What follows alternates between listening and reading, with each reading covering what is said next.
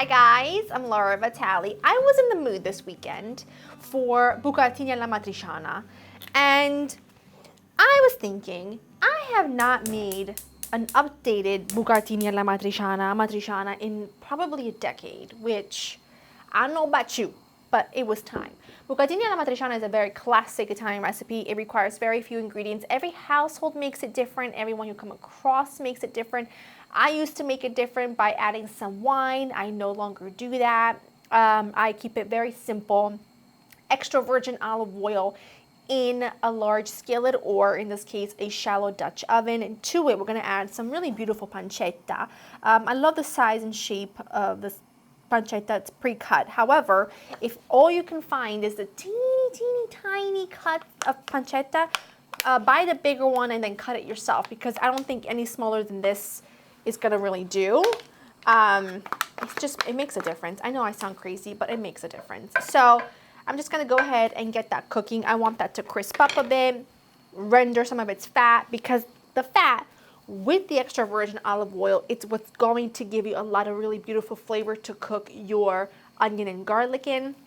Your tomato product of choice, I'm using Laura Vitale, homegrown. Well, I shouldn't say homegrown, but they were grown in New Jersey. Tomatoes that I jar every single summer. But if you obviously are not going to be canning your own, a 28-ounce can of crushed, or preferably Italian plum tomatoes that you crush by hand, would be the best addition here. So we've got that. We've got bucatini, which are a little bit hard to find. Sometimes you'll find bucatini, sometimes you'll find pacciatelli, which are tiny bit bigger, but you can see it's like spaghetti, but it has a hole in it. It's hollow. The texture of this is so crucial in amatriciana. It's very, very classic, but if you can't find it, obviously go ahead and just buy spaghetti. I'm just gonna take an onion and garlic and start chopping.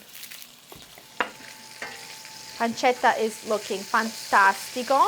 You know, if you didn't have pancetta, you could use thick cut bacon, which is a great substitute. It's got a little bit of smoke to it because it's obviously a different product, but it'll do.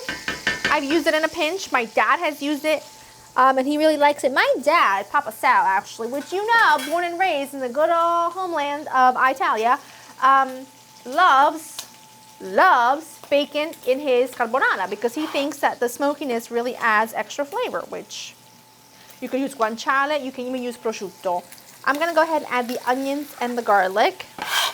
The goal here now is to just cook everything together with a good pinch of hot pepper flakes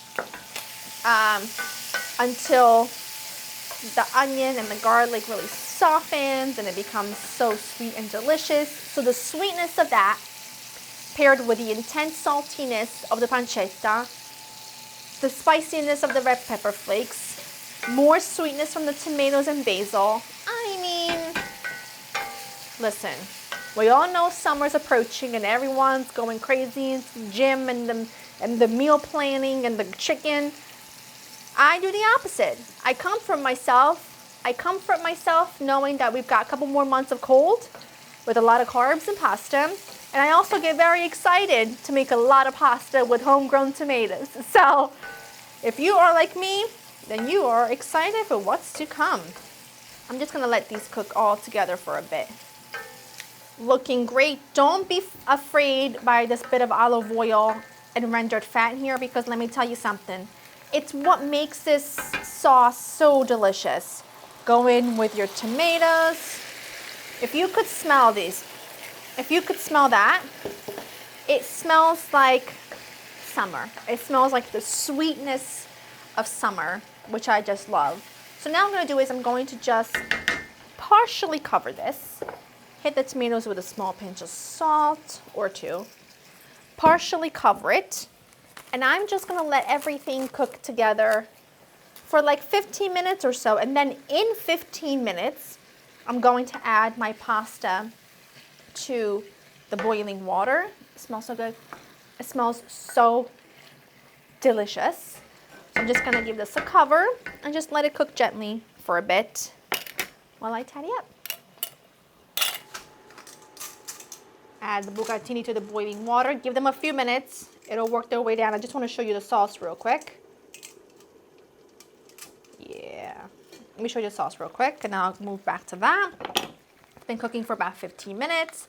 Now it's gonna get about 10 more minutes or until the bucatini is ready. Tastes fantastic. Smells even better. Smells even better. I'm gonna go ahead and work my bucatini in here in the boiling water.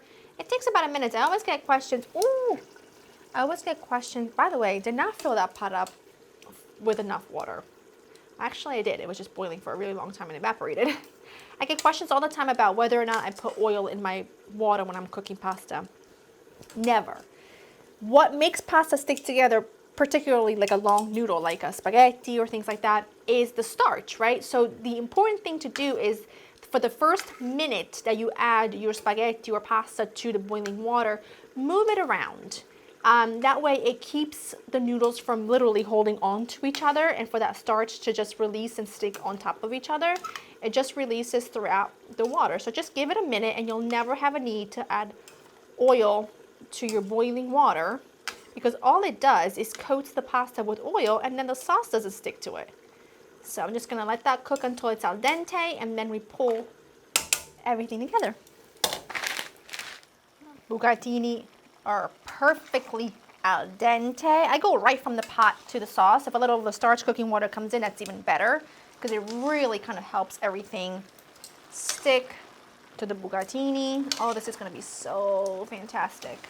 A very good working lunch, if I do say so myself. And then kind of cook it all together for maybe like a minute or so. You just want that sauce and the pasta to just have a second to meld together. Do not, and I will raise my voice for this, need a little starchy cooking water. Don't you dare be that person who puts the pasta plain on the bottom of the plate and a scoop of sauce on top. Don't you dare. We do not play those rules. We want all the pasta to be delicious, not the top of the first 4 strands, right? And while that's happening, because I am somebody that really loves when cheese is incorporated at this stage, lots of parm. Traditionally, you use pecorino romano. However, pecorino romano is not a cheese I use a ton, so I don't typically buy it because it's expensive, because I only like to buy the very best of the best. It's expensive, so I always have parm on hand, so that will be fine with me. It's fine with Papa Sal, it's fine with me. I just turned it off. I'm gonna give it a minute to really get to know each other. I mean, that sauce is saucy. Plate. Now, Amatriciana is not saucy. This is as saucy as it gets. Do you know what I mean? Very strong flavors. I need a little extra grating of parm, because every single bit of pasta does, if you ask me. A little bit of basinigol. And then I do like the tiniest drizzle of good extra virgin olive oil on top. And then you know what? The only thing left, fork and introduce it to my mouth. And it smells fantastic. The sauce is so delicious. I love bucatini. Bucatini is ranks top of favorite pasta shapes. I will say that.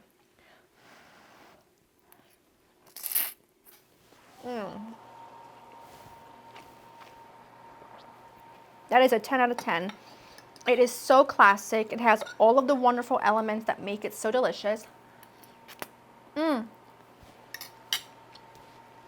The shape of the pasta for me is so crucial, and you get such lovely intense saltiness from the pancetta, but then it's spicy, yet it's sweet from the tomatoes. It's to die for, and it's so easy.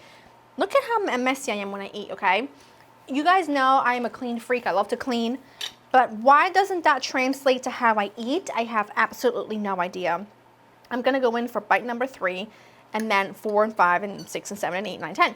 So I'm gonna enjoy. Go to laurainthekitchen.com for the written recipe. I hope you've enjoyed spending time with me. List down below some classic that you would like to see me update and recreate. I would love to do it for you. I feel like it's time.